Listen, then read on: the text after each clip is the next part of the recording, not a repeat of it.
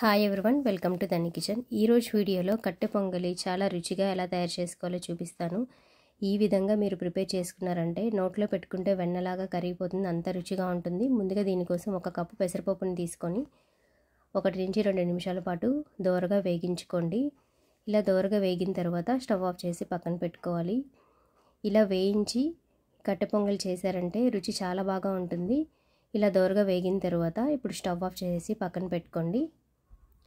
అదే కప్పుతో 1 cup rice తీసుకుంటున్నాను. ఈ కప్పు రైస్లోకి ఇది చల్లారిన తర్వాత వేయించుకున్న పెసరపప్పును కూడా వేసేసుకొని ఇందులోకి వాటర్ అనేది పోసుకొని 2-3 సార్లు నీట్గా క్లీన్ చేసుకోవాలి. ఇలా వాటర్ పోసిన తర్వాత నేను చూపిస్తున్నట్లు చేత్తో అంతా కూడా ఇలా మిక్స్ చేసుకున్నారంటే ఇలా నీట్గా క్లీన్ అయిపోతుంది. ఇలా ఒక 2-3 సార్లు వాటర్ పోసుకొని నీట్గా క్లీన్ చేసేసుకొని వాటర్ అంతా కూడా వంపేసుకోవాలి.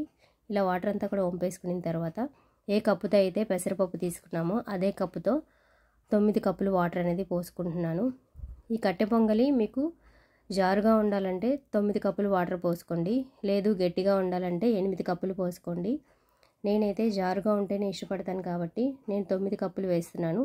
మీకు అలా వద్దు, కొద్దిగా ముద్దగా ఉండాలంటే 8 కప్పులు పోసుకోండి. ఇలా 9 కప్పులు వాటర్ పోసుకున్న తర్వాత స్టవ్ ఆన్ చేసుకొని స్టవ్ పైన పెట్టేయండి. స్టవ్ పైన పెట్టిన తర్వాత సాల్ట్ అనేది వేసుకొని మొత్తం అంతా కూడా ఇలా మిక్స్ చేసుకొని మూత పెట్టాలి. మూత కంప్లీట్గా అంతా కూడా పెట్టకుండా కొంచెం ఓపెన్లో పెట్టండి. ఇలా పెట్టడం వల్ల రైస్ అనేది కరెక్ట్గా కుక్ అవుతుంది.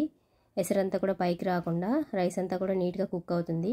ఒక 5 నిమిషాల తర్వాత మూత తీసి అంతా కూడా ఒకసారి ఇలా మిక్స్ చేసుకోండి.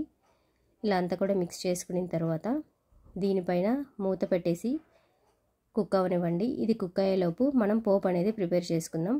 పోపుకి కావాల్సిన పదార్థాలు 2 పచ్చిమిర్చి, 2 ఎండుమిరపకాయలు, జీడిపప్పు పలుకులు, ఆవాలు, అల్లం ముక్కలు, జీలకర్ర, మినప్పప్పు, పచ్చిశనగపప్పు, మిరియాలు దంచుకొని తీసుకోండి.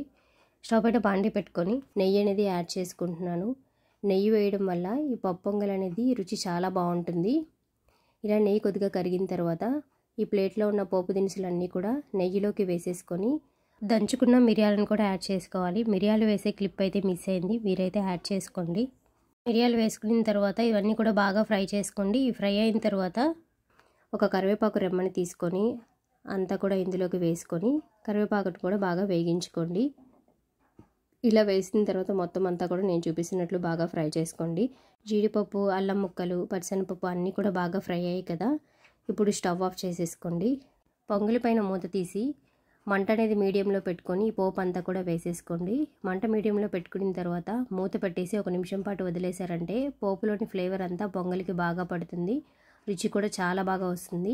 ఇప్పుడు స్టవ్ ఆఫ్ చేసేసుకొని ఇదంతా కూడా నేను చూపిస్తున్నట్లు ఒకసారి మిక్స్ చేసుకున్నారంటే రుచిగా చాలా బాగుంటుంది. మీరు కూడా ట్రై చేయండి ఫ్రెండ్స్. మనం ఇది కుక్కర్లో పెట్టేసి మూత కూడా పెట్టేసి కుక్ చేసుకోవచ్చు, కానీ అలా పెడితే రుచి అనేది ఇంత బాగా కుదరదండి. ఇలా చేశారంటే మీకు రుచి చాలా బాగా ఉంటుంది. మార్నింగ్ టైం టిఫిన్స్లో కూడా చాలా బాగుంటుంది. టైం లేనప్పుడు ఇలా ప్రిపేర్ చేసుకొని తిన్నారంటే సూపర్ టేస్టీగా ఉంటుంది. ఫస్ట్ టైం మన ఛానల్ని విజిట్ చేస్తున్నట్లయితే తప్పకుండా సబ్స్క్రైబ్ చేసుకొని మన ఛానల్కి సపోర్ట్ చేయండి. Please to like and subscribe. Thank you for watching.